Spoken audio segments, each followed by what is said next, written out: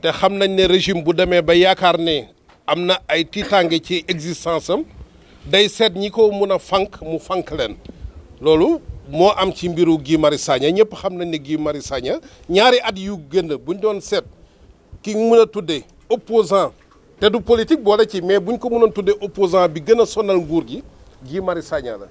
tey boo amee dossier bu mel ni Petro-Tim nit ñi mun ko tuddee Petrogate ne mun na dem ba loolu am maanaam daaneel réew nga am ku mel ni Guy Marius Sagna nga xam ne bakkanam jaral na ko réew mi jaral na ko bakkanam boo àndul ak sa sago rek mun nga koo jéem a sànq te loolu moo fi am parce que bañ koy woo ci yoon dafa defoon ñaari poste yoo xam ne da doon naqarlu ñi nga xam ne ñoo fi nekkoon depuis indépendance defuñu fi ay jumtukaay ci mbiru hôpital ba ku tawat Sénégal nga mun a fajoo Sénégal ba ñooñu mujj di dem bay faatoo ji France looloo taxoon ñu woo ko xëy na loolu ci tàng-tàng bi ci kaw faatu kooka kilifa googu munoon na heurter conscience yi ñu woo ko ci loolu mais biñ demee ba xam ne loolu mënut a doon infraction mais dañoo dem seeti leneen loo xam ne moom du moom moo ko génne te loola analyse la parce que fausse alerte au terrorisme mooy nga woote ne Radisson kat teg nañ fa bombe wala beneen hôtel teg nañ fa bombe wala tribunal teg nañ fa bombe loolu ñu jàpp ne boo ko defee mun nga indi jiixe jaaxa ci xelu citoyens yi indi peur indi psychose de la peur loolu lañ la mun a toppee mais liñ koy toppee nii non seulement moomu ko mais analyse la boo demee Mali am na Maliens yuy wax ne France dañ fa nekk di entretenir terrorisme yi pour mun a exploiter or bi nekk ci nord bi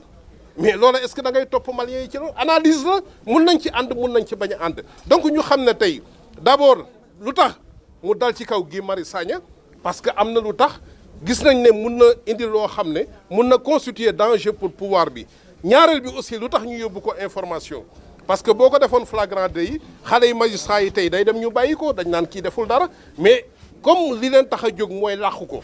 téye ko lu mu gën a yàgg ñu daal di ci laal mbiru terrorisme ba pare jox ko juge d'instruction parce que boo ko joxee juge d'instruction day doon information te lu laal terrorisme rek mun nañ ko jàppee crime te lu laal crime mun nañu wax ne détention illimitée kenn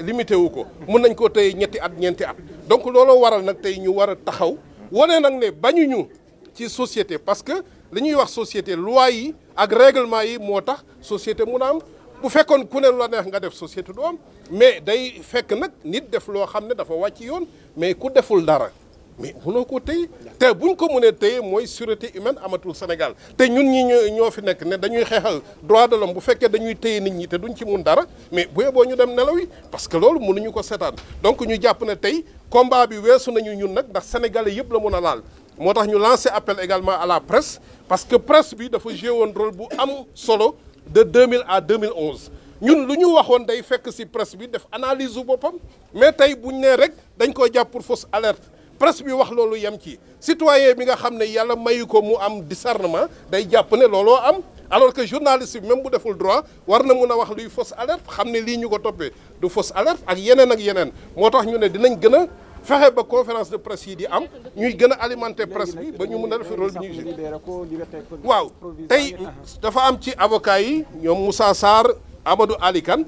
ku def benn demande de mainlevée d'office parce que loolu yoon maye na ko bu fekkee mandat de dépôt bi teguwul ci dara dañuy wax détention arbitraire bu fekkoon procédure bu tegu ci yoon da ngay bàyyi bañ entendre sa client au fond ba laaj ko nu mbir mi demee nga soog a mun a dugal liberté provisoire mais boo jàppee ni lii détention arbitraire voie de fait la surtout ka koy def dafa dépositaire de l'autorité publique da ngay demander mainlevée parce que principe de légalité des poursuites mooy booy topp nit day fekk la nga koy topp mu doon infraction boo xam ne suñu parlement daf ko voté au préalable mais kenn waxul ne boo defee analyse def nga délit donc bu ñu la jàppee ci loolu am nga droit considérer ne détention arbitraire nga nekk def demande de mainlevée d'office su juge bi bañee dinañ dem chambre d'accusation bu bañee ñu dem cour suprême xanaa jàpp nañ ne ñi nga xam ne ñoo war a appliquer loi prêter serment boo leen indilee ay firnde yu mel ni dañ ko appliquer ñu xam nag ne dans une démocratie justice mooy pilier de l'état de droit mooy dernier rempart et que pouvoir politique bi lu mu yilif parquet procureur ba may ko muy façonner ay procédures juge du fond bi war na mun a am le minimum d'indépendance ba nga xam ne bu ñu ko tegalee jant bi mu mun a wax ne lii mooy jant bi. liñ ci mën a tënk rek moo di lenn wax ko sénégalais yëpp muy ñi ci réew mi ak ñi ci bitim réew mooy arrestation boobu ñu def mooy jàpp bi ñu jàpp Guy Marius Sagna ci kaw ne dafa fësal benn xibaar boo xam ne xam na xel du dëgg pour yëgle ne terrorisme dafay am Sénégal infraction boobu amul ñaawteef boobu ñu ko tuumal amul mosul am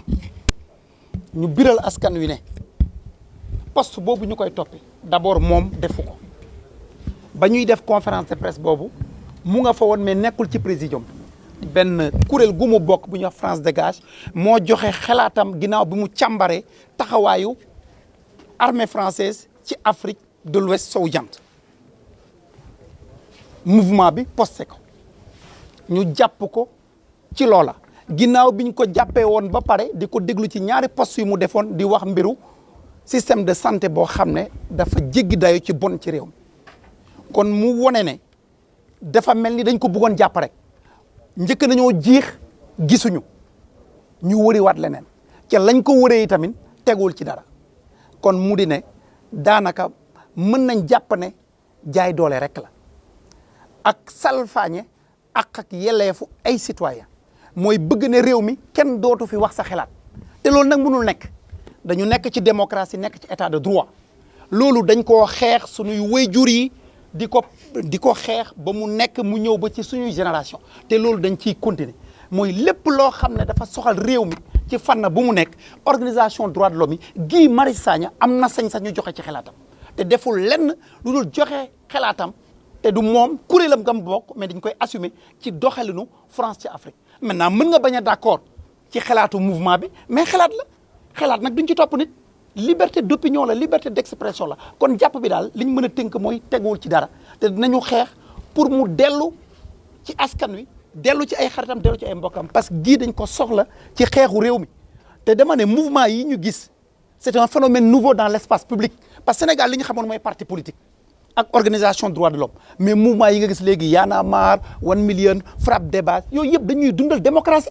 te ñoom dañuy poser débat yoo xam ne parti politique classique yi duñ ko doon poser kon ñun dañuy rafetlu loolu encourager ko surtout que violé wuñ benn yoon les lois et règlements de ce pays parce que loolu mooy xóotal démocratie loolu mooy tax